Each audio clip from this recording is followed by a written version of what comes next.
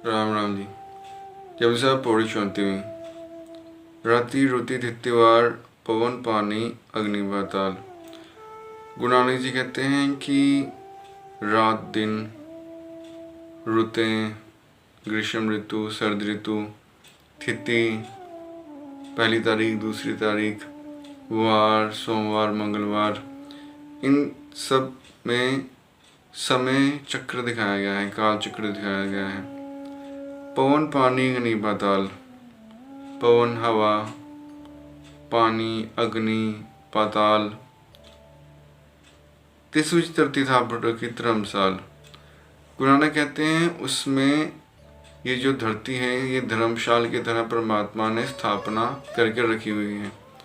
धर्मशाला क्यों कहा है, धर्मशाल क्यों कहा है? क्योंकि जो पृथ्वी है इसे मृत्यु लोक भी कहते हैं। यहाँ पर जो जीव हैं वो अपने कर्मों का फल भोगता भी है, नए कर्म करता भी है और निश्चित समय पर मृत्यु को प्राप्त होकर फिर अन्य लोकों में जाता है। या तो पाताल नगरी में जाएगा, नरक में जाएगा, या तो उत्तम कर्म करेगा स्वर्ग में, ब्रह्मलोक में जाएगा, या सबसे उत्तम कर्म करेगा तो बैकुंठ में जाएगा, सचखंड जाएगा। तो मात्र पृथ्वी लोक ही ऐसा है जहाँ पर कर्म करने की स्वतंत्रता है। बाकी सब लोग फल भोगने के लिए बने हैं। कर्म करने के लिए सिर्फ पृथ्वी लोक बना है, जिसे जम्बू द्वीप भी कहा जाता है। तिस विच जी जुगत के रंग। गुरु नानक कहते हैं जो पृथ्वी है वहाँ अनेकों तरह के जीव हैं, अनेकों रंग बिरंगे, अनेकों जाति प्रजातियों के जीव वहाँ विद्यमान हैं। तिनके नाम अनेक अनंत। उनके नाम अनेक हैं, अनंत है, जिनका बखान नहीं किया जा सकता। कर्मी कर्मी है विचार। हर एक जो जीव है उसके कर्मों के अनुसार उसकी विचार होती है। जैसे पृथ्वी पर 6-7 अरब के करीबन जीव मौजूद हैं, मनुष्य मौजूद हैं, लेकिन उन सबके कर्म अलग अलग हैं। पाप पुण्य, हर व्यक्ति कुछ न कुछ कर रहा है। कुछ बहुत पुण्य आत्मा हैं, वो पुण्य ज़्यादा करते हैं, किसी का दिल नहीं दुखाते, तो उस कर्म के अनुसार उनकी विचार परमात्मा की दरगाह में होती है, परमात्मा के दरबार में उस हिसाब से विचार होती हैं। सच्चा आप सच्चा दरबार। गुरु नानक कहते हैं कि परमात्मा भी सत्य है और परमात्मा जो दरबार लगाकर सच और झूठ की परख करता है वो भी बिल्कुल सत्य बात है। तिथे सोहन पंच प्रवान।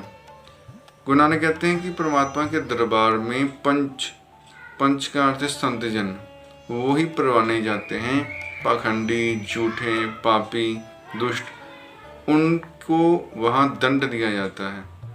उनकी वहाँ कोई भी सिफ्तो सलाह, कोई भी मान सम्मान नहीं होता। नदरी कर्म पवे निशान। और जो संतजन होते हैं, जैसे कोई आम व्यक्ति हो तो राजा उस पर प्रसन्न हो, राजा उसे निशानी दे दें कि कभी जीवन में कोई ज़रूरत आन पड़े, राज दरबार में आकर ये मेरी अंगूठी दिखा देना, तुम्हें कोई नहीं रोकेगा और जो तुम चाहोगे तुम्हें प्राप्त हो जाएगा, सीधा तुम मुझसे मिलोगे। तो जब वो निशानी लेकर जाता है तो कोई सिपाही, कोई पहरेदार उसे रोकता नहीं है, क्योंकि राजा की निशानी उसके हाथ में है और राजा बड़े सम्मान से मिलता है, उसकी हर इच्छा पूरी करता है।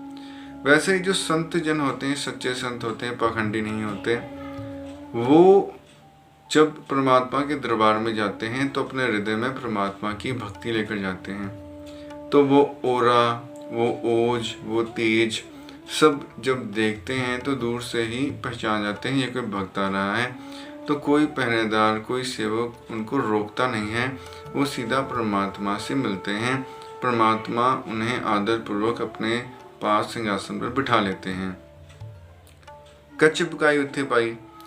गुरु नानक कहते हैं वहाँ दरबार में ही सच और झूठ के कर्मों का फल मिल जाता है।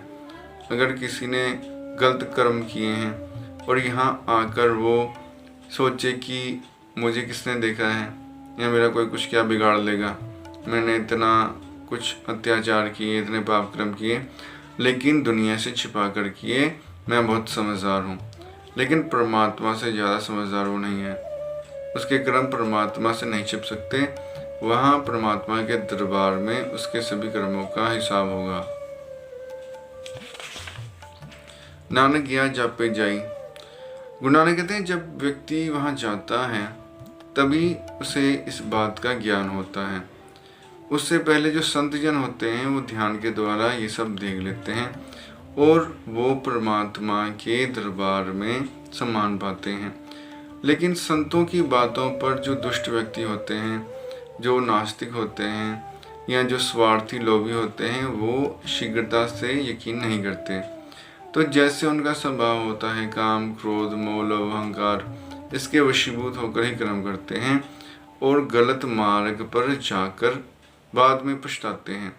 जब दरबार में वो परमात्मा की आंखों से आंखें नहीं मिला पाते, परमात्मा के सवालों का जवाब नहीं दे पाते, अपने पापों की गठरी को ढोना पड़ता है, तब वो शर्मसार होते हैं। तब उन्हें ज्ञात होता है कि जो शास्त्रों में लिखा था वो सत्य था। मैंने गलती की, जो दान पुण्य नहीं किया, परमात्मा का नाम नहीं जपा, लोभ में फंसा रहा, ये मेरी बहुत बड़ी गलती है।